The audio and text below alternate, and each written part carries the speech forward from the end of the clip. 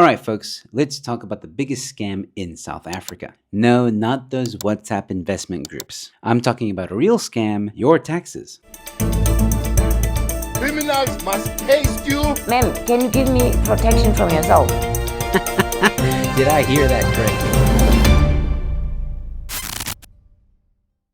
Hello ladies and gentlemen, welcome to NewsFlash. I'm your host Joe Emilio. Thanks for tuning in. South Africa is officially the world champion of making taxpayers pay more while getting less in return. We have the worst tax increase effectiveness decrease score on earth. That's right, worse than Argentina, Chad, and even Mozambique. And if you don't know where Chad is, that's okay, neither do our politicians. So what exactly is happening? Between 1996 and 2023, government effectiveness dropped by 51%. Meanwhile, taxes as a percentage of GDP went up. That's like paying for a 5-star hotel and getting a cardboard box. So where's your money going? It's definitely not going to better roads, schools, and hospitals, funding cadres, cronies, and crooks, living large while you're stuck in a 4-hour power cut dodging potholes the size of swimming pools. And here's the craziest part. If you want to know who's actually paying for all this, turns out a tiny fraction of South Africans are footing the bill for everyone. According to the 2025 budget review, just 1.5% of the population, let me say that again, 1.5%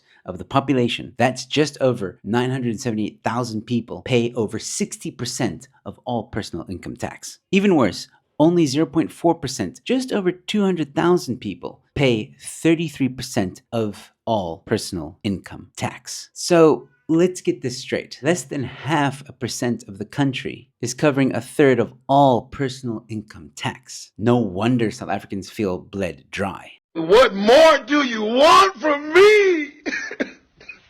But the IRR has proposed a solution. All right, let's break this down. The government spends over R1 trillion a year buying stuff. Everything from school textbooks to overpriced government laptops that nobody uses. But here's the catch. Because of race-based procurement policies like BEE, the government often overpays for these goods and services. A lot. And how much are we talking? Well, economists estimate that just by removing the BEE preference premium, which means paying fair market prices instead of inflated ones, the government would save at least 100 billion rand per year. That's 100 billion rand that isn't being wasted on inflated contracts and corrupt tenders. Now here's the fun part. Instead of letting that money disappear, what if we used it to cut VAT? If we take the 100 billion rand and apply it to VAT, we can slash VAT from 15% down to 11.5%. That's an idea.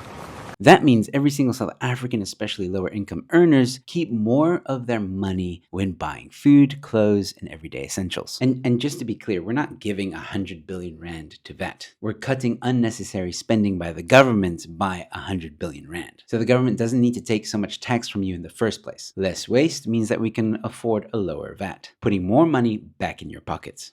I couldn't agree more.